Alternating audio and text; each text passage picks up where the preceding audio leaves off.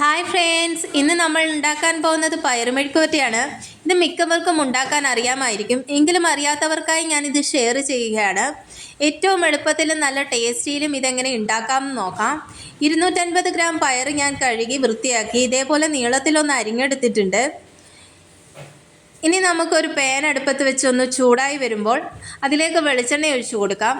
വെളിച്ചെണ്ണയുടെ ചൂടായി വന്നു കഴിഞ്ഞാൽ നമുക്ക് കുറച്ച് ചെറിയുള്ളി ചതച്ചതും ഒരു 4ഓളം വറ്റൽമുളക് ചതച്ചതൂടെ ചേർത്ത് ഒന്ന് വഴറ്റിയെടുക്കാം. ഒരു മീഡിയം ഫ്ലെയിമിൽ വെച്ച് വേണം ഒന്ന് വഴറ്റിയെടുക്കാൻ. അതൊന്ന് വഴണ്ട് വന്ന സമയത്ത് നമുക്ക് മഞ്ഞൾപ്പൊടി ചേർത്ത് കൊടുക്കാവുന്നതാണ്. മഞ്ഞൾപ്പൊടിയുടെ പച്ച സ്മെല്ലെല്ലാം മാറുന്നത് വരെ നമുക്കൊന്ന് ചൂടാക്കി എടുക്കാം.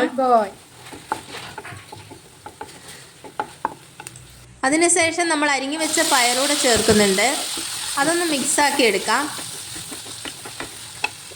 ഇനി ആവശ്യത്തിനുള്ള ഉപ്പൂടെ ചേർത്ത് നന്നായി ഇളക്കി കൊടുത്ത് നമുക്ക് അടച്ച് വെച്ച് ഒരു 3-4 മിനിറ്റ് കുക്ക് ചെയ്തെടുക്കാം. വെള്ളമൊന്നും ഒഴിക്കേണ്ട ആവശ്യമൊന്നുമില്ല.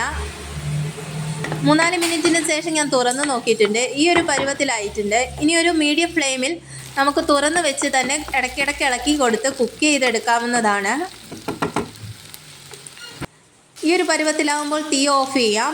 നമ്മുടെ പയർ മെഴുക്കുവരട്ടി ഇവിടെ റെഡി ആയിട്ടുണ്ട്. ചൂട് ചോറിനൊപ്പം നമുക്ക് സെർവ് ചെയ്യാം. അടിപൊളി ഒരു ഡിഷാണ്. എല്ലാവരും ഒന്ന് ട്രൈ ചെയ്ത് നോക്കി ഇതിന് ഫീഡ്ബാക്ക് അറിയിക്കണം. എൻ്റെ റെസിപ്പി ഇഷ്ടമായവർ ലൈക്ക് ചെയ്ത് ഷെയർ ചെയ്യുക. എൻ്റെ ചാനൽ ഒന്ന് സബ്സ്ക്രൈബ് ചെയ്ത് സപ്പോർട്ട് ചെയ്യണേ. അപ്പോൾ ഓക്കെ, താങ്ക് യു, ബൈ.